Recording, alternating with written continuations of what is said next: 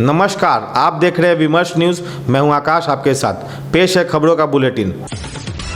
नौकरी के बदले जमीन घोटाले में ईडी ने लालू यादव और तेजस्वी यादव के खिलाफ चार्जशीट दाखिल किया है।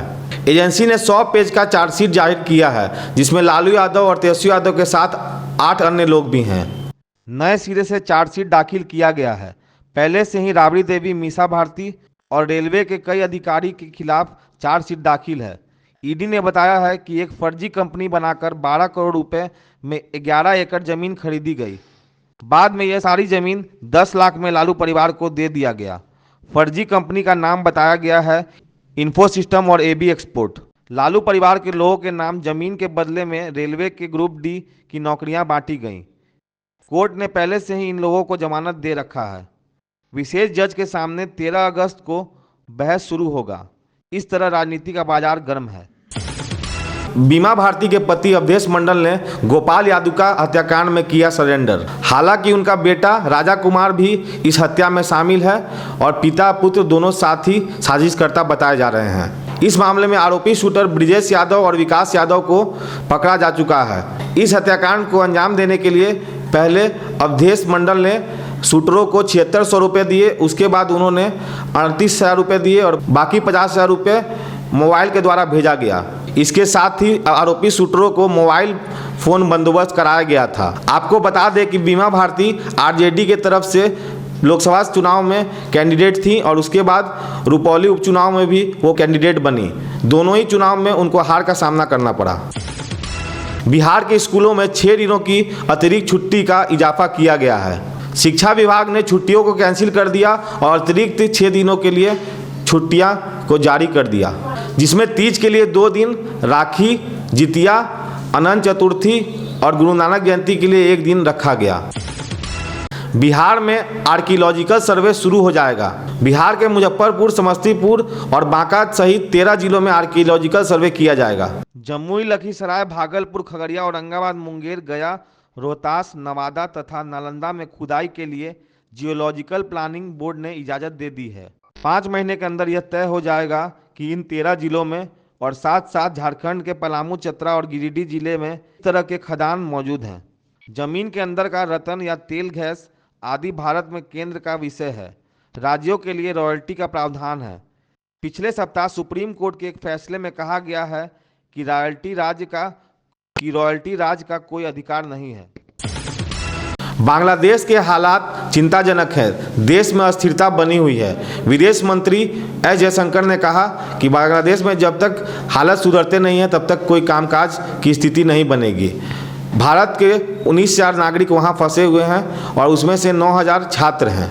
अधिकांश छात्र भारतीय उच्चायोग के परामर्श पर भारत लौट चुके हैं। ढाका में भारतीय उच्चायोग के अलावा चटगांव, राजशाही, खुलना और सिलहट में सहायक उच्चायोग है और विदेश मंत्री ने कहा है कि बांग्लादेश सरकार से इन राजनयिक मिशनों को अवश्य सुरक्षा देने की अपेक्षा है।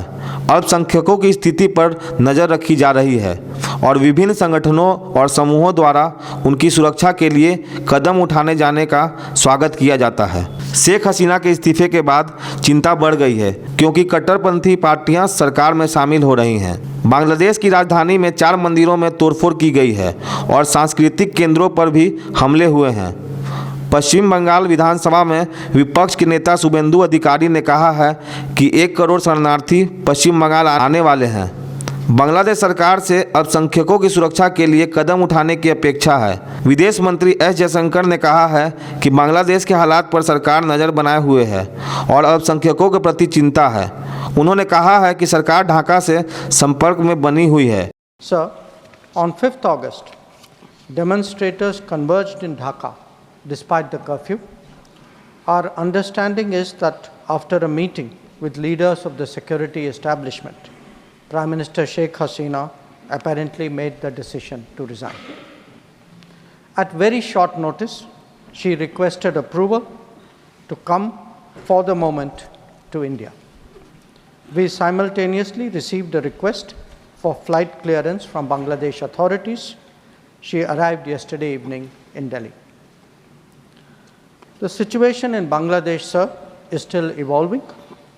The Army Chief, General Waqar-uz-Zaman, addressed the nation on 5th August.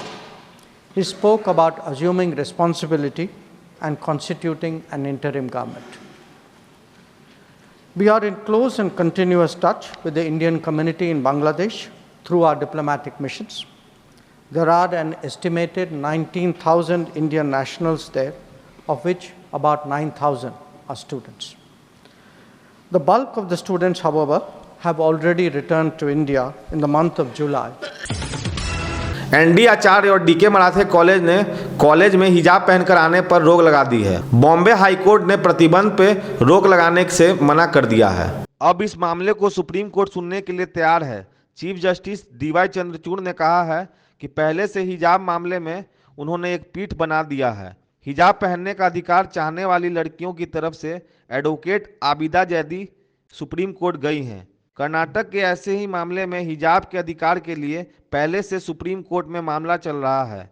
Supreme court Karnataka तथा मुंबई हाई कोर्ट के द्वारा हिजाब के पक्ष में हस्तक्षेप करने से मना किया है। यह जानना रोचक है कि सुप्रीम कोर्ट में अब यह मामला चलेगा। मुंबई हाई कोर्ट और कर्नाटक हाई कोर्ट ने अपने अपने राज्य में खास कॉलेज के द्वारा हिजाब पर बैन लगाने को रोकने से मना कर दिया है। उद्योग विभाग में हैंडलूम का अलग डायरेक्टरेट होगा। ये बहुत सालों से था। ये मेरे ख्याल से 1978 में ये बना था, हैंडलूम का जो डायरेक्टरेट है। और ऐसे पुराने पुराने पद थे, तो अब उसको मॉडर्नाइज, जो हैंडलूम की जो मॉडर्न व्यवस्था है, जैसे मार्केटिंग है, स्टोरेज है, इन्वेंट्री है, ये सब को मैनेजमेंट के लिए तो पूरे निदेशालय के जितने भी पद हैं सरेंडर करके नए पद किए गए। परिवहन विभाग, ट्रांसपोर्ट विभाग में जो क्षेत्रीय कार्यालय है उसमें 102 पद लिपिक, निम्न वर्गीय लिपिक के लेवल 2 के पद सृजित किए गए हैं। परिवहन विभाग में बिहार मोटर वाहन दुर्घटना दावा न्यायाधिकरण न्यूदिल्ली में पद क्रिएट किए गए हैं, जिसमें मोटर वाहन दुर्घटना दावा न्यायाधिकरण में अध्यक्ष के 3 पद, अपर जिला परिवहन पदाधिकारी के 3 पद, उच्च वर्गीय लिपिक के 3 पद, निम्न वर्गीय लिपिक के 3 पद और आशु लिपिक के 3 पद। गृह विभाग में टंकक सहायक अवर निरीक्षक के सृजित 78 पदों को सम परिवर्तित करते हुए उतने ही आशु सहायक अवर निरीक्षक के पद क्रिएट किए, न्यू पद क्रिएट किए गए हैं। पीएमसीएच में आपको जानकारी होगा, जो नया पीएमसीएच बन रहा है उसमें 5462 बेड का हॉस्पिटल बन रहा है। ये तो पुराना पीएमसीएच को तोड़ के नया बन रहा है। 5462 बेड का बन रहा है। इसमें पद नए सृजन किए गए हैं। इसमें 4315 4315 नए पद सृजित किए गए हैं। तो 5462 बेड का ये हॉस्पिटल होगा, इसमें 4315 बेड होंगे। तो ये थी अब तक की खबरें। आपको हमारा बुलेटिन कैसा लगा कमेंट बॉक्स में ज़रूर बताएं। अगर यूट्यूब पे देख रहे हैं तो लाइक करें, सब्सक्राइब करें तथा बेल आइकन ज़रूर दबाएं। अगर फेसबुक पे देख रहे हैं तो लाइक करें, फॉलो करें। तब तक के लिए मैं आकाश विमर्श न्यूज़ के लिए धन्यवाद।